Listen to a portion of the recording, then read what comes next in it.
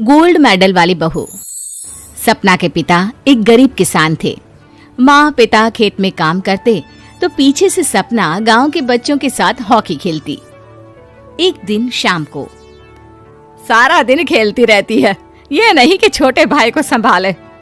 माँ पता है, मैंने आज हॉकी में पास के गांव के लड़कों की टीम को हरा दिया। अरे वाह वाह मेरी बेटी, शाबाश, ये ले रुपया, जा जाकर टॉफी खा ले। सपना खुशी से पिता के गले लग जाती है और बाहर चली जाती है। अरे तुम इसको बिगाड़ रहे हो, मैं ना इसकी शादी ही करा दूंगी। ऐसा कैसे शादी करा देगी? हाँ, अभी तो उम्र खेलने की है। माँ बड़बड़ करती वहां से निकल जाती है। लेकिन शाम को उन लोगों के घर कुछ लोग आते हैं। अरे राम सुखिया, जरा ये तो बतलाओ, सपना के बारे में क्या सोचा है? अरे क्या सोचना है मास्टर जी, पढ़ रही है, जितना पढ़ सकती है पढ़े, फिर शादी करवा देंगे, कोई अच्छा सा गांव का ही लड़का देख लेंगे। अरे तुम तो उसके पिता हो, तुमको कुछ नहीं पता? माँ घबरा जाती है। अरे का मास्टर जी, का पता नहीं, का हो गया? हम तो इनसे पहले ही बोल रहे थे कि लड़की की जात है, संभाल लो। अरे भाभी जी, आप भी ना कभी अच्छा भी सोच लिया करो। अरे सपना क्या खेलती है हॉकी, बड़े से बड़े आदमी भी नहीं जीत पाते हैं उससे। कल गांव में एक टीम आ रही है, लड़कियों की हॉकी खेलने उसे भेज देना, वहां शायद कुछ बात बन जाए। अरे ना ना मास्टर जी, कोई खेल वेल नहीं करवाना हम लोगों को, वो भी शहर के लोगों के साथ तो बिल्कुल भी ना। शहर के लोगों को ना कोई भरोसा नहीं होता मास्टर जी। अरे कैसी बात कर रही हो सपना की माँ, बुरा आदमी तो हर जगह मिल जाएगा, उसके लिए शहर का और गांव का। हाँ हाँ मास्टर जी, हम लोग तैयार हैं, कल आ जाएगी सपना वक्त से। माँ के लाख मना करने पर भी पिता सपना को हॉकी टीम के लिए भेज देते हैं। शाम को सपना वापस आती है, लेकिन लटके मुंह से। और क्या हो गया, मार खाई हो का? कौन मारेगा हमें? कोई मार वार खाकर नहीं आए। अरे फिर शकल पर 12 क्यों बजे हैं, बताओगी? देखो माँ, आप समझोगी नहीं, बताकर फायदा क्या है? अरे बिटिया रानी, हम तो समझेंगे ना, हमें ही बता दे। सपना पापा के गले लग जाती है। पापा, मैं ना सिलेक्ट हो गई हूँ भारत की हॉकी टीम में खेलने के लिए। अरे वाह, ये तो बहुत ही खुशी की बात है मेरे बच्चे। फिर मेरी गुड़िया काहे परेशान है? पापा, मुझे दिल्ली जाना पड़ेगा आगे की प्रैक्टिस के लिए। माँ जो सारी बात सुन रही होती है, जोर से चिल्लाती है। एक पैसा नहीं है मेरे पास, समझी? कुछ नहीं दूंगी। शादी के लिए लड़का फाइनल भी कर दिया है, कल्ले का बेटा, वो शादी कर लेगा तुमसे। सपना पिता की ओर देखती है। अरे देख सपना, खेलने दिल्ली जाना है तो सिर्फ इसी शर्त पे कि आकर कल्ले से बेटे से चुपचाप शादी कर लेगी, बोल। अरे ठीक है ना, कल्ले का बेटा तो बहुत ही समझदार है, सरकारी नौकरी है उसकी, मान गया वो तो सपना शादी कर लेगी। सपना भी धीरू, जो कि कल्ले का बेटा था, उसे जानती थी। वो मन ही मन सोचती है कि शादी तो वैसे भी होनी है, लेकिन माँ की ये शर्त मान गई तो जीवन जीने का एक मौका तो जरूर मिलेगा। हाँ, मुझे मंजूर है। तो कल मैं उन लोगों को बुला लूं? पिता और सपना दोनों एक दूसरे को देखते हैं। अब माँ ठीक है ना, बुलाने की क्या जरूरत है, वो लोग पसंद कर रहे हैं ना मुझे, वही ठीक है। बस आप तो मेरा दिल्ली का बैग पैक कर दो। सपना दिल्ली जाती है, दिल्ली टीम के लिए खेलने के लिए। सपना खूब अच्छा खेलती है और गोल्ड मेडल जीत कर आती है। जब वो गांव आती है तो उसका जोरदार स्वागत होता है। हर कोई सपना सपना चिल्ला रहा होता है। और सपना के पापा, तुम्हारी बेटी ने तो गांव का नाम रोशन कर दिया है। गांव की तरफ से तुम लोगों को गांव में पक्का मकान और सपना को परिषद में पक्की नौकरी देने के लिए हम तैयार हैं। अरे वाह वाह, पक्का मकान, ये तो बहुत अच्छी बात है, लेकिन सपना की नौकरी नहीं चाहिए हमें। हाँ, कैसी बात कर रही हो सपना की माँ? लड़की की नौकरी रहेगी तो अपने पैरों पर खड़ी रहेगी, किसी के आगे झुकने की जरूरत ना पड़ेगी। अरे चुप रहो, हम तो नौकरी ना करते हैं, पर मजाल है कि किसी के आगे झुके हो। ना ना, हमारी बेटी नौकरी नहीं करेगी। पिता लाख समझाते हैं लेकिन माँ नहीं मानती। और फिर वो दिन भी आ जाता है जब सपना को अपने कहे अनुसार लड़के से शादी भी करनी पड़ती है। ससुराल में। ए बहू, तू रोज रोज सुबह कहाँ जाती है? घर का सारा काम निपटा कर कहाँ भागती है? माँ का घर तो पास ही है, वहीं निकल जाती है क्या? नहीं माँ जी, मैं हॉकी खेलने जाती हूँ, मुझे खेलना पसंद है। खेलना पसंद है? अरे कैसी बात कर रही है बहू, शादी के बाद तो कोई लड़की खेलती फैलती नहीं है, वो घर का काम काज देखती है। सपना कुछ नहीं कहती। वो एक रोज कमरे में अपनी अलमारी ठीक कर रही होती है कि तब सुनो, वो जो लटक रहा है ना, क्या बोलते हैं उसे? मेडल।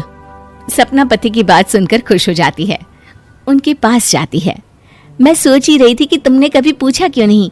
ये मेडल है, मैंने जीता है। पता है, हॉकी में बड़ा मैदान, बहुत से लोग, 2 टीम और फिर शुरू होता है जुनून। पता है, लगता है जैसे बस जिंदगी यही है, खेलते रहो, भागते रहो, दौड़ते रहो और लक्ष्य को पालो।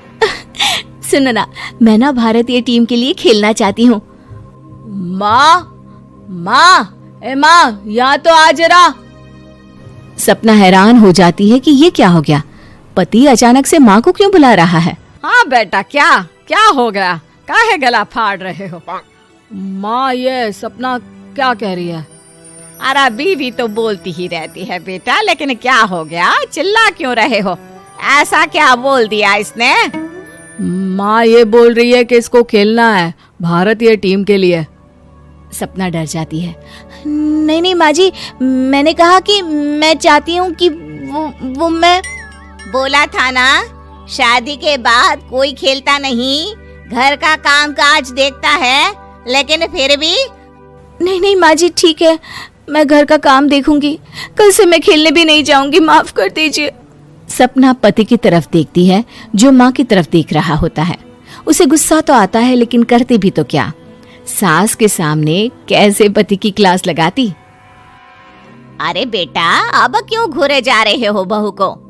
माँ, अभी इस बात का फैसला करके जाना, वरना ये तो तेरे कमरे से जाने के बाद मुझे। अब चुप हो जाइए आप, छोटी सी बात का बतंगड़ मत बनाइए। छोटी सी बात? बहू, ये कोई छोटी बात नहीं है। जो लड़की दिल्ली के लिए गोल्ड मेडल ला सकती है, वो देश के लिए भी तो गोल्ड ला सकती है ना। हम लोगों को किसी चीज की कमी नहीं है बहू, घर का काम तो कोई भी कर लेगा, लेकिन देश का नाम रोशन करने के लिए सपना चाहिए। जा बहू, तेरी ट्रेनिंग का सारा इंतजाम तेरे पति ने कर दिया है, जा खेल और देश का नाम रोशन कर। सपना की आंख में आंसू आ जाते हैं। वो सोचती है कि बेटियों को मायके के साथ अगर ससुराल में भी सहयोग मिले तो ऐसा कोई काम नहीं जो वो नहीं कर सकती है।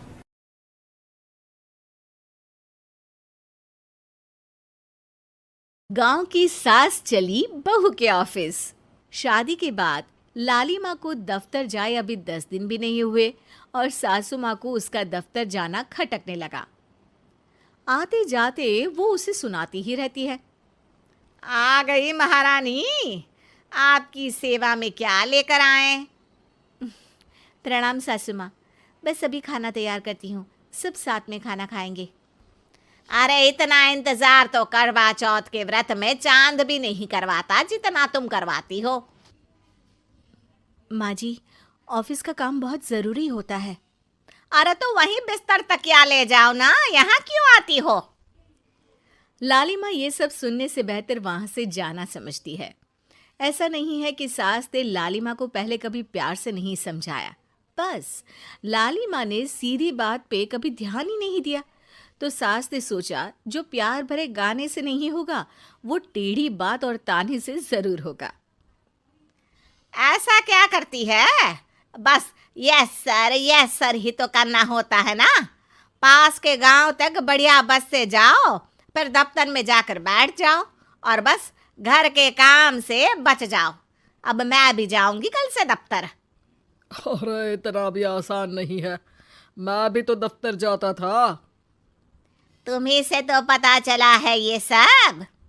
अरे कभी नौकरी करके देखती तो पता चलता। अच्छी बात निकल गई आपके मुंह से।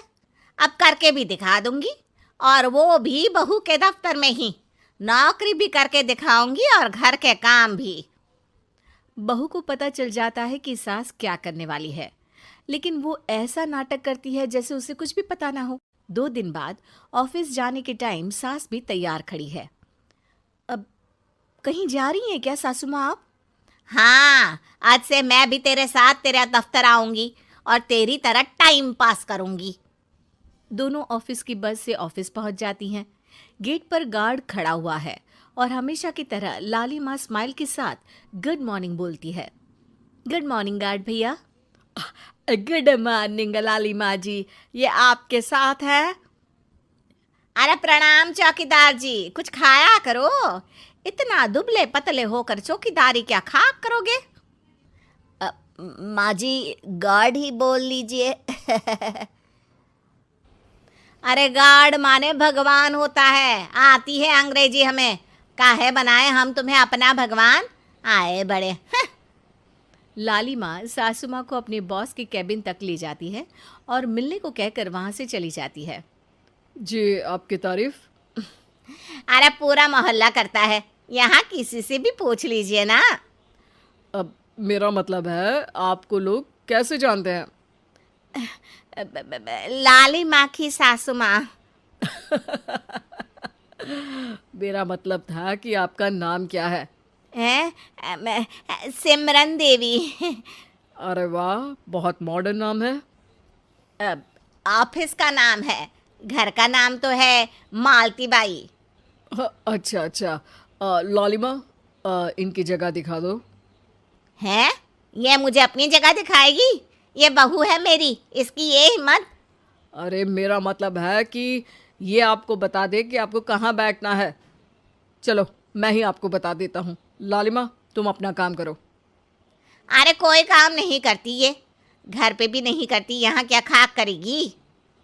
लाली माँ बॉस का लिहाज रखते हुए कुछ नहीं बोलती। बॉस खुद ही सासू माँ को एक डेस्क तक लेकर जाते हैं। देखिए, आपको यहाँ बैठना है। अरे ये घूमने वाली कुर्सी पर? नहीं नहीं, मैं नहीं बैठूंगी, चक्कर आ जाएंगी। चकोटा या आसन लगवा दीजिए, आराम से बैठूंगी जमीन पर। जमीन से जुड़ी हुई हूँ मैं बहुत ही। हाँ देखिए, आपको यहीं बैठना पड़ेगा। आपको क्या लगता है, क्या ये आपका घर है? नहीं तो, आप भी ना बहुत भोले हैं। मेरा घर तो गांव में है, ये तो आपका ऑफिस है। अरे ऐसी चीजें मत भूला करो, और चोमू बना देंगे किसी दिन। बैठ जाइए और मुझे सारे ज़रूरी मेल भेज दीजिए। ये रहा कंप्यूटर। अरे कंप्यूटर की क्या जरूरत है, मेल तो हाथ से निकलेगा ना। ला एक पत्थर, ला हाथ घिस दूं। क्या? हाथ का मेल? तभी सिचुएशन को संभालने के लिए बहू आ जाती है। अच्छा ये छोड़िए, आप वहाँ पेंट्री से कॉफ़ी ले आइए अपने लिए। अरे इतना तो मुझे भी पता है कि कंप्यूटर पे लिखने का काम हो जाता है, फिर कॉपी क्यों मंगवा रही हो? अरे माँ जी, कॉफ़ी, पीने वाली कॉफ़ी। तू मुझसे काम करवाएगी? तेरी सास हूं मैं। मेरी भी तो सुन लो कोई, आपका बॉस हूँ मैं। हाँ हाँ सुनाओ ना। क्या सुनाऊं? अरे बेटा, तुम बॉस हो, जो मन करे सुना देना, बस गाना मत सुनाना। अगर तुम अच्छा नहीं गाओगे ना तो मेरा मूड ऑफ हो जाएगा। अरे यार, अच्छा एक काम करते हैं, आपको क्या क्या आता है? ठंडा खा लूँ तो नाक आती है, तीखा खा लूँ तो हिचकी, और ज़्यादा खाना खा लूँ तो यह हम बता नहीं सकती मैं। अरे मेरा मतलब था कि काम में क्या क्या आता है। बहू बहुत काम आती है, पति भी काम आते हैं, बेटा भी। देखो काम तो अपने ही आते हैं ना, जैसे भी हो। हे भगवान, क्या करूं माँ जी आपका? अरे बेटा, मेरा ना कोई कुछ नहीं कर सकता, मेरा मंगल बहुत मजबूत है। हाँ अच्छा, मंगल से याद आया, बताओ कितने ग्रह हैं सूर्यमंडल में? मंगल, शनि, पृथ्वी, और बताओ। हाँ सब बढ़िया, तुम बताओ बेटा। बॉस वहाँ से परेशान होके चले जाते हैं। लंच के बाद कॉन्फ्रेंस हॉल में एक मीटिंग हो रही है जिसमें कई सारे लोग हैं। किसी को कोई आइडिया भी है कि क्या हो रहा है? हाँ हाँ, वो चौकीदार काम छोड़ के बिल्ली के साथ खेल रहा है। वो सुकड़ी मैम ना दिन भर से बगल वाले लड़के से खुसुर पुसुर कर रही है और आपके कैबिन से आवाज आ रही है जिसमें आपको कोई गाली बक। बस बस, वो मेरे हेड है। मेरा मतलब था कि मार्केट में क्या हो रहा है। अरे बाहर तो हल्की धूप निकली हुई है, ट्रैफिक वैसे बहुत ज्यादा है। आपको कहीं जाना तो नहीं ना? शाम को ही निकलना। हाँ अम्मा जी थोड़ी देर चुप रहिए, हम काम की बात कर रहे हैं। ओके बेटा, बूढ़े लोगों की सुनता ही कौन है भला इस जमाने में। तू भी चुप कर ले, जिस दिन तू बूढ़ा होगा ना पता चलेगा। माँ जी प्लीज। ठीक है, देखो मुंह पे उंगली रख लेती हूँ बस। गाइस, कोई नया आइडिया लाना होगा। लास्ट मंथ हमारे प्रोडक्ट ने अच्छा परफॉर्म नहीं किया है मार्केट में। अब सॉरी सर। लालिमा, तुम कुछ प्रेजेंट करने वाली थी ना? लालिमा खड़ी होके अंग्रेजी में प्रेजेंटेशन देने लगती है। प्रेजेंटेशन के बाद तालियां बजती है। बहू सास के बगल में आकर बैठ जाती है। ये इतना सब तूने कब किया बहू? और अंग्रेजी तो पटर पटर पटर बोल रही थी तू। रात को बर्तन साफ करके इसी में ही लगी रहती हूँ। रात को जाग के व्हाट्सएप नहीं चलाती रहती हूँ माँ जी। ऑफिस खत्म होते होते बॉस लालिमा और सासू माँ को कैबिन में बुलाते हैं। वेल डन लालिमा, गुड जॉब। नीलिमा की सासू माँ जी, आपकी बहू बहुत टैलेंटेड है, पूरी मेहनत से काम करती हैं। सो तो है। कैसा लगा हमारा ऑफिस आपको सासू माँ? ऑफिस तो अच्छा है पर मुझे समझ नहीं आया। हम ऐसे बिना इंटरव्यू किसी को दफ्तर में काम नहीं करने देते, पर लालिमा के कहने पर हमने आपको इज्जत दी ताकि आप भी यहाँ आकर देख सके कि दफ्तर में टाइम पास नहीं बल्कि बाकी सब लोग काम करते हैं। आपको तो खुश होना चाहिए कि इतनी होनहार बहू मिली है आपको। घर और दफ्तर दोनों अच्छे से संभाल रही है। समझ गई। हाँ, अब सॉरी यहीं बोल दूं कि मेल डालना पड़ेगा? लालिमा, बॉस और सासू माँ तीनों हंसने लगते हैं और सासू माँ को बहू रानी के काम की अहमियत पता चल जाती है।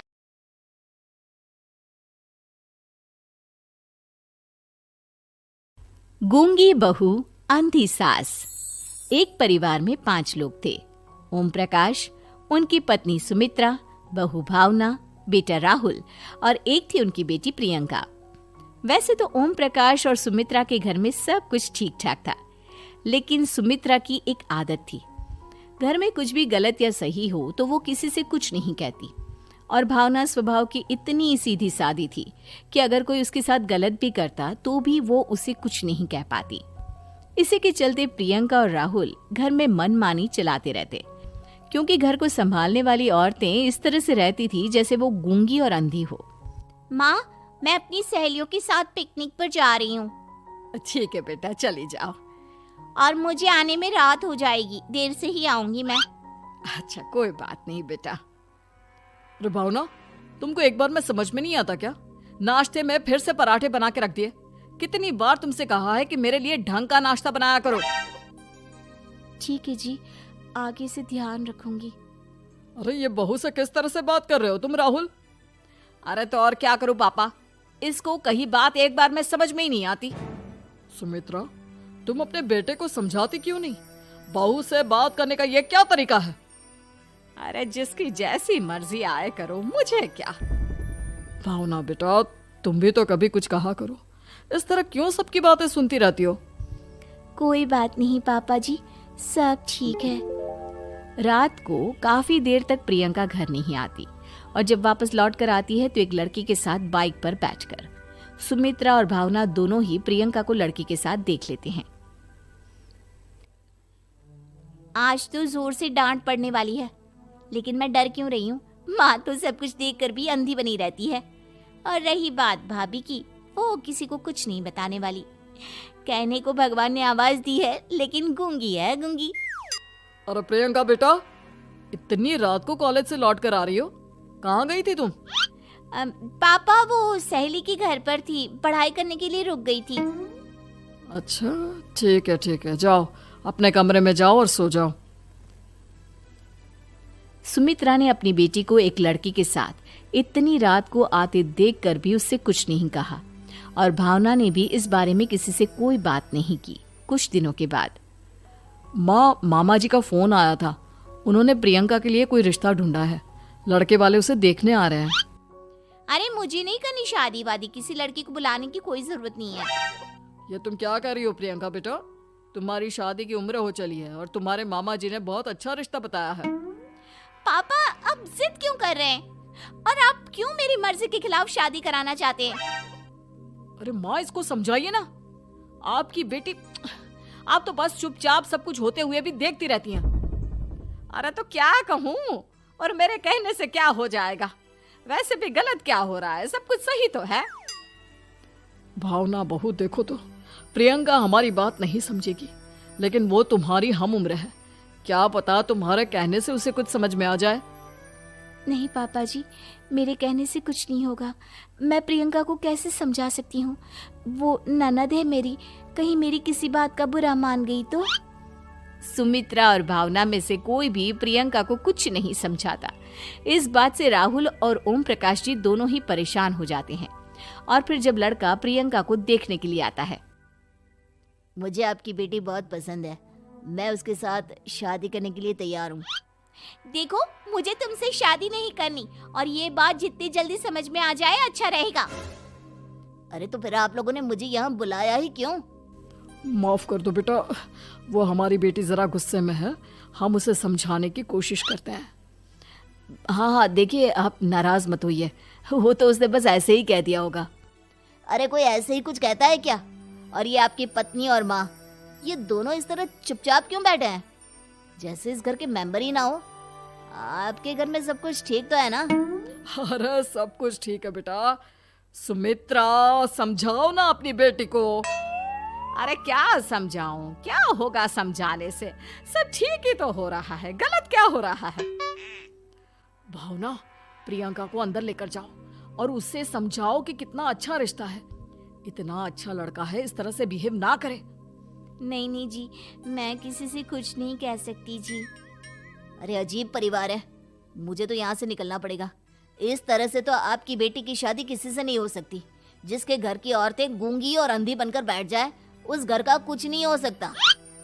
ओम प्रकाश और राहुल सुमित्रा और भावना की हरकतों की वजह से बहुत परेशान हो जाते हैं। एक दिन वो दोनों आपस में बात करते हैं। पापा, समझ में नहीं आता कि भावना और माँ को कैसे समझाया जाए। सही कहते हो बेटा, तुम और मैं काम के सिलसिले में सारा दिन घर के बाहर रहते हैं और घर की दोनों औरतें जिन्हें सारा घर संभालना चाहिए, गूंगी और अंधी बनकर बैठी हैं। पापा आप ही बताइए, इसका क्या उपाय है? मेरी तो कुछ समझ में नहीं आता बेटा, लेकिन हमें कुछ तो करना पड़ेगा, क्योंकि इन सब की वजह से प्रियंका बहुत ज्यादा बिगड़ती जा रही है। तुमने देखा उसे किस तरह से बिहेव किया था। अरे लेकिन पापा, हम करेंगे क्या? हमें एक नाटक करना होगा। कुछ दिनों के लिए हम भी गूंगे और बहरे बन जाते हैं, उसके बाद इन दोनों औरतों को अकल आएगी। हाँ पापा, शायद आपकी बात ठीक है। हम दोनों हर बार बात को संभाल लेते हैं और इसी वजह से माँ और भावना कुछ भी करने की कोशिश ही नहीं करते। और फिर अगले दिन, भावना, नाश्ते में क्या बनाया है? जी पराठे बनाए हैं। मेरे लिए पोहा बना दो। अच्छा जी ठीक है, अभी बना देती हूँ जी। बहू, नाश्ते में क्या बनाया है? पापा जी, पराठे हैं और पोहे बन रहे हैं। अरे बहू, मुझे तो उपमा खाने का मन था, मेरे लिए उपमा बना दो। ठीक है पापा जी, अभी बना देती हूँ। भाभी जल्दी से जरा मेरा कॉलेज का टिफिन तो पैक कर देना। और सुनो, मुझे ना भिंडी की सब्जी खाने का मन है। सुमित्रा चुपचाप बैठी बैठी सब कुछ देख रही थी। उसने किसी से कुछ भी नहीं कहा और ये देखकर भावना को मन ही मन गुस्सा आ रहा था, लेकिन वो किसी से कुछ नहीं कह रही थी। उसे लग रहा था कि ओम प्रकाश जी, जो हमेशा उसकी साइड लेते थे, वो भी आज चुपचाप बैठे हुए थे। शाम के वक्त प्रियंका अपने बहुत सारे दोस्तों को लेकर घर आती है और उधर दूसरी तरफ से राहुल भी अपने ऑफिस के दोस्तों को लेकर घर आ जाता है। प्रियंका अपने कमरे में तेज म्यूजिक चलाकर डांस करती है और राहुल अपने दोस्तों के साथ बैठकर जोर जोर से हंस रहा था। प्रियंका और राहुल मिलकर पूरे घर को अस्त व्यस्त कर देते हैं, लेकिन भावना उनसे कोई शिकायत नहीं करती और सुमित्रा जी भी चुपचाप बैठी रहती है। लेकिन भावना और सुमित्रा के अंदर का गुस्सा धीरे धीरे बढ़ रहा था। फिर रात को ओम प्रकाश और राहुल एक दूसरे से बातें करते हैं। पापा, हमने इतना कुछ किया, फिर भी भावना कुछ बोलती ही नहीं और माँ भी कुछ गलत करने से किसी को रोकती ही नहीं। तुम चिंता मत करो बेटा, इन दोनों के अंदर का गुस्सा भर रहा है और बहुत जल्दी बाहर आने वाला है।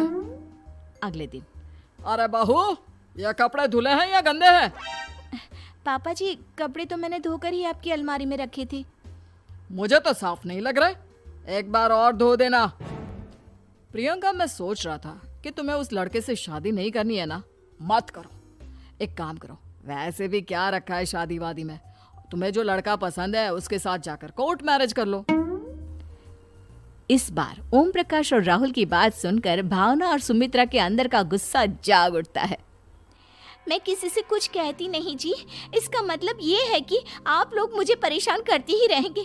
कल 4 बार मुझसे नाश्ता बनवाया, आज पापा जी मुझसे धुले हुए कपड़ों को बार बार धुलवा रहे हैं। अरे मैं इंसान हूँ जी, कोई मशीन नहीं हूँ। तुम दोनों ने मिलकर इस घर की कैसी हालत बना दी है और अपनी बहन को भागकर शादी करने के लिए कह रहे हो। तुम भाई हो या दुश्मन?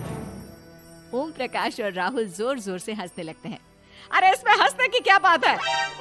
हम लोग यहाँ इतने परेशान हो रहे हैं जी, तुम लोगों को ऐसी हरकत करने के बाद भी हंसी आ रही है। ये क्या कर रहे हैं जी आप दोनों? यही तो हम चाहते थे कि सुमित्रा, तुम अंधी होकर ना बैठी रहो। घर में कुछ भी गलत हो तो उसे रोकने की कोशिश करो। और भावना, तुम अपने साथ हो रहे गलत व्यवहार पर भी कभी मुंह नहीं खोलती। ये सही बात नहीं है। मैं चाहता था कि तुम्हारी भी जुबान खुले, तुम गलत बात का विरोध करो। गूंगी बहू और अंधी सास की ये जोड़ी इस घर में अब नहीं चलेगी। उम्मीद है कि आपको हमारी ये कहानी पसंद आई होगी। कृपया हमारे चैनल को सब्सक्राइब करें और सभी अपडेट्स के लिए बेल आइकन जरूर क्लिक करें। और हाँ, वीडियो लाइक और शेयर करना मत भूलिएगा। Bye bye.